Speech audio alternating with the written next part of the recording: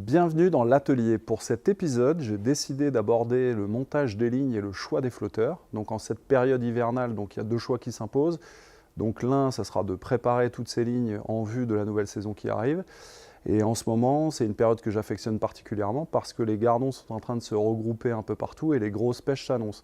Donc pour ça, j'ai décidé de vous parler en fait de flotteurs, de la manière dont construire une ligne à gardon. Pour cela, je vous ai sélectionné 5 flotteurs qui sont mes formes préférées, passe-partout, et qui vous permettront de prendre des gardons partout en Europe et dans toutes les conditions. Parmi ces 5 flotteurs, je vais vous parler de mon choix numéro 1. Donc il s'agit du Rive 3.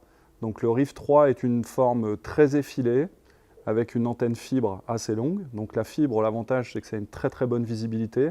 Surtout en ce moment avec les jours qui baissent très vite, donc vous avez besoin de pouvoir voir votre antenne assez facilement.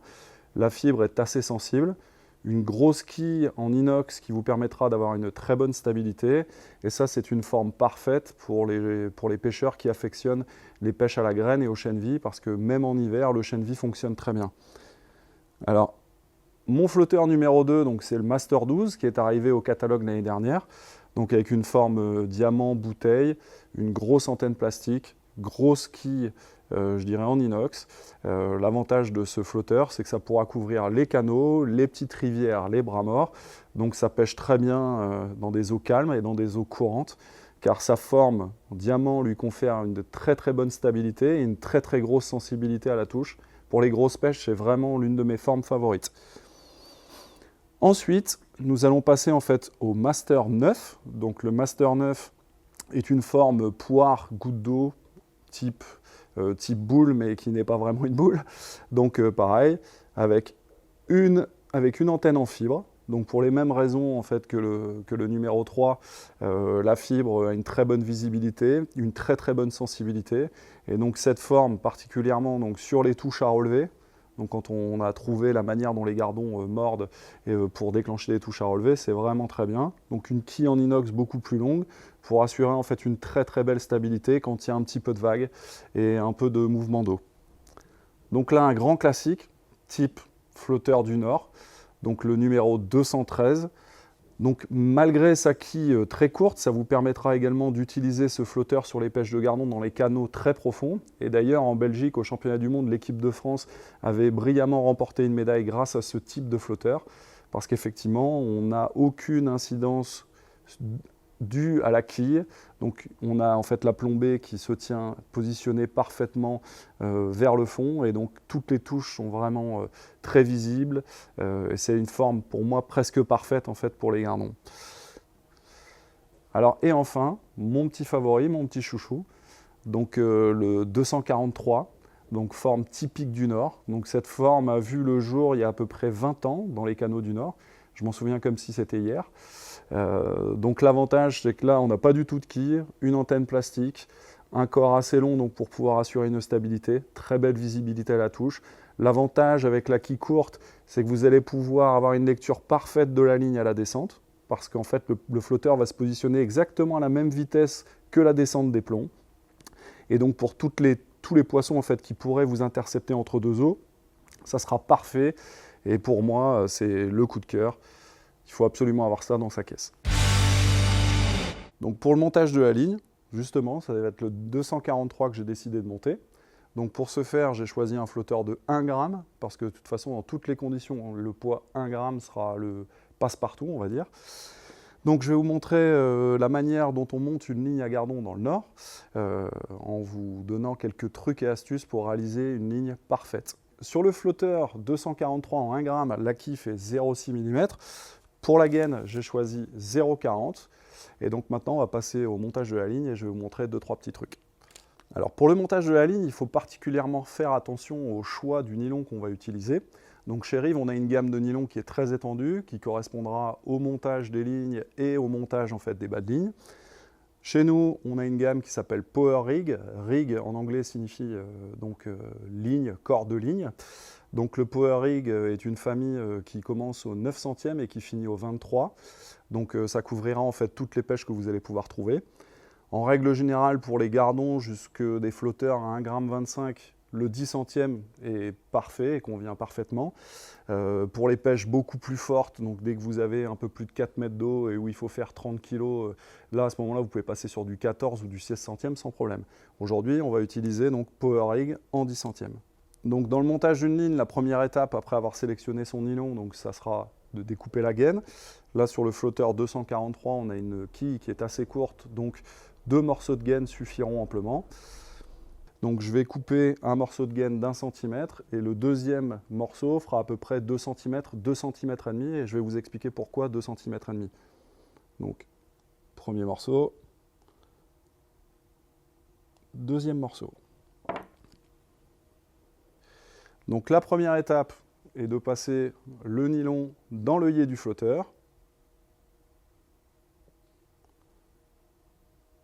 Voilà. Ensuite, on va prendre le premier morceau de gaine, donc il va faire 1 cm. Alors pour les gens qui ont des bons yeux, c'est top. Donc le premier morceau est enfilé. Maintenant, on passe au deuxième. Donc ce qui est conseillé, donc sur les morceaux un peu plus longs, parce qu'en fait, il va y avoir un peu de porosité à l'intérieur, donc vous humidifiez la gaine soit avec votre salive ou de l'eau. Là, on va prendre de l'eau.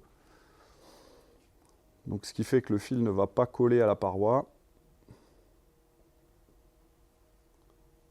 Et vous allez pouvoir, sans difficulté, passer rapidement le nylon dans la gaine.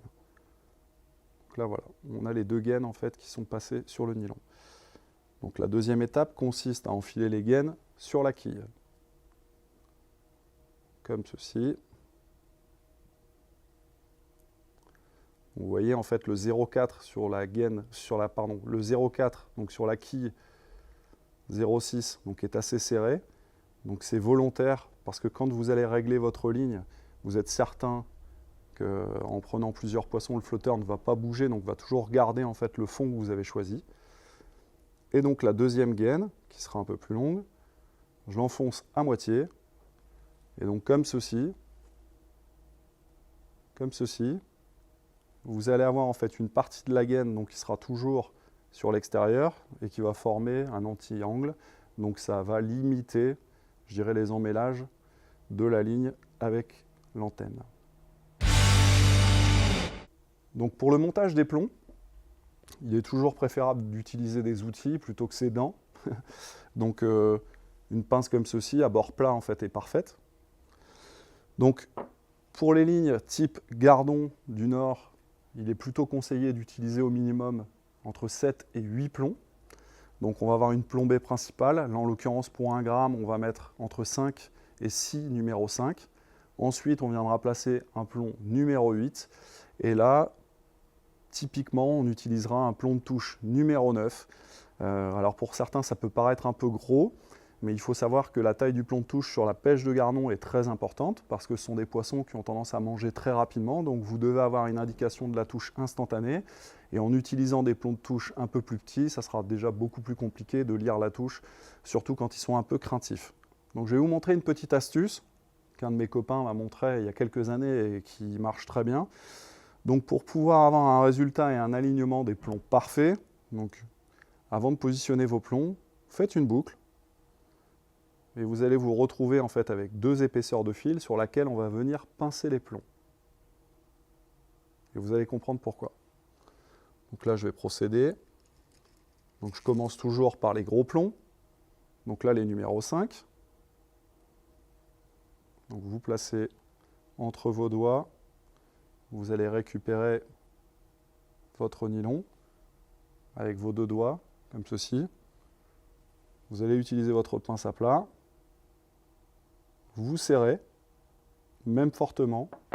Et pour la suite, ça ne sera pas gênant. Et vous allez positionner entre 5 et 6 plombs numéro 5.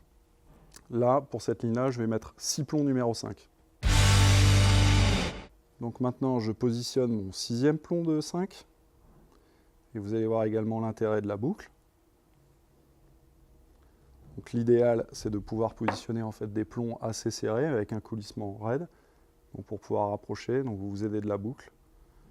Donc là déjà en fait on a notre plombée principale. Maintenant on va y rajouter un plomb numéro 8.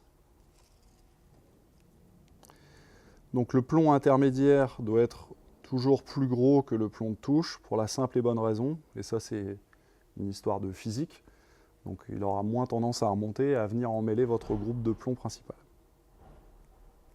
Donc le numéro 8. Donc là on colle, et on va se finir avec un petit plomb de 9. Bon, sachant que pour les plombs de touche, il n'y a vraiment pas de limite haute, c'est-à-dire que moi il y a des endroits, même sur 1 gramme, j'arrive à mettre un plomb de touche numéro 5. Donc c'est-à-dire que vous pouvez vraiment aller dans l'extrême, parce que bon, les gardons, c'est assez curieux, contrairement aux plaquettes ou aux brèmes où on doit utiliser des plombs de touche un peu petits. Sur les gardons, n'hésitez pas à utiliser des plombs de touche assez forts, parce que ça va vraiment avoir une importance cruciale. Donc l'ensemble de ma ligne est composé. Donc avant de faire quoi que ce soit, on va vérifier dans le tube à essai s'il nous manque des plombs.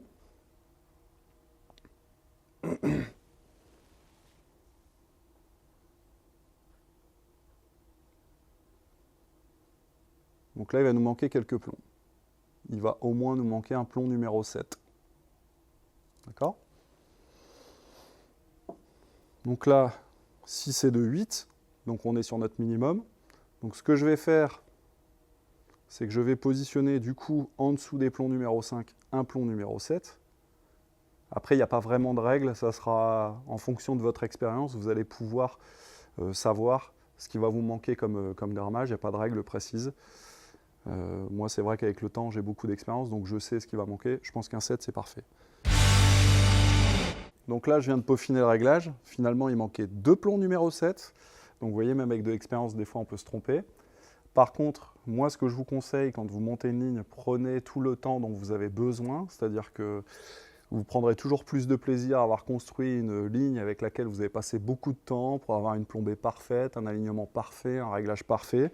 Ça ne se fait pas en 5 minutes de toute façon et ça fait partie de la préparation et des plaisirs de la pêche. Donc là, quand on remet dans le tube à essai,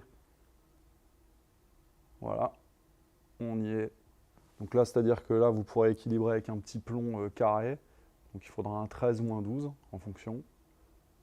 Voilà. Bon, sachant que la portance dans un tube est toujours différente de ce que vous allez trouver en réalité. C'est-à-dire que vous allez avoir des eaux plus ou moins porteuses, plus ou moins grasses. Donc ce réglage, en fait, qui est presque parfait dans le tube, peut se retrouver parfait au bord de l'eau. Donc moi, je vous conseille de mettre vos plombs de finition à l'arrivée quand vous êtes sur votre poste de pêche. Donc l'intérêt de la boucle, c'est de pouvoir glisser sur votre corps de ligne l'ensemble de vos plombs. Donc pour desserrer légèrement vos plombs, donc pour avoir des plombs qui seront assez durs, mais que vous aurez la possibilité de bouger pour régler votre ligne au milieu de la pêche. Donc là, on reprend la boucle dans le doigt et on fait glisser tous les plombs. Et là, vous allez voir, il y a un truc magnifique qui se passe également. C'est que le fait d'avoir doublé la ligne va obliger en quelque sorte les plombs à se centrer au maximum. Donc vous allez pouvoir rattraper les petits défauts des plombs, je dirais, de moyenne qualité. Sachant qu'effectivement, aujourd'hui, pour trouver des plombs parfaits, c'est vraiment difficile, mais ça s'explique. C'est-à-dire qu'à l'origine, c'était des plombs qui étaient destinés à la chasse. Le plomb est interdit à la chasse maintenant pour les volatiles.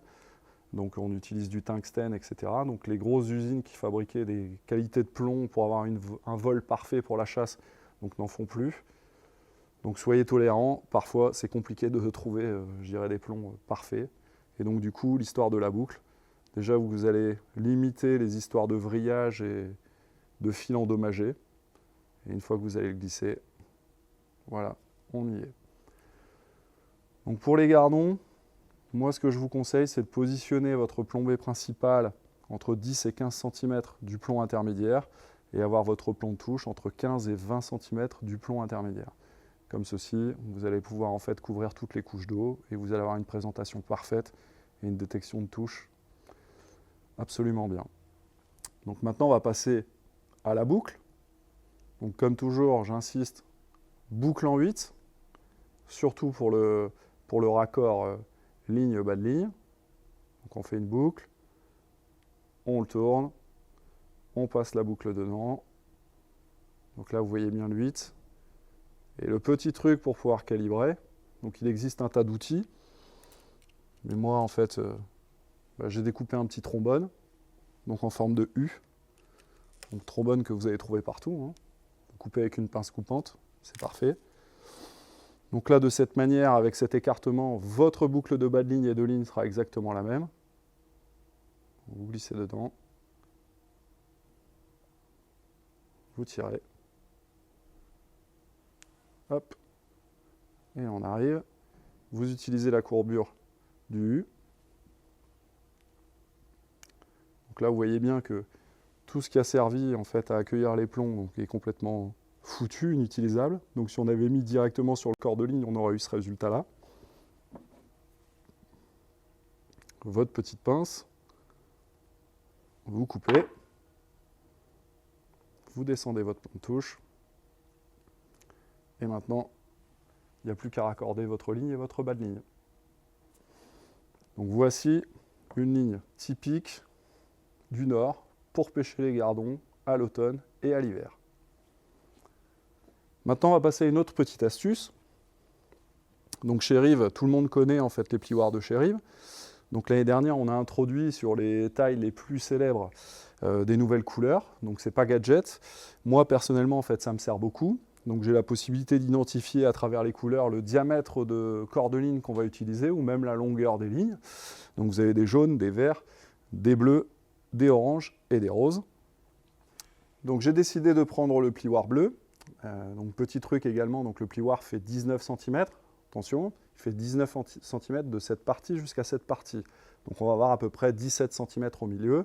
Donc si je souhaite faire une ligne de 4 mètres, il faudra faire environ 24 tours.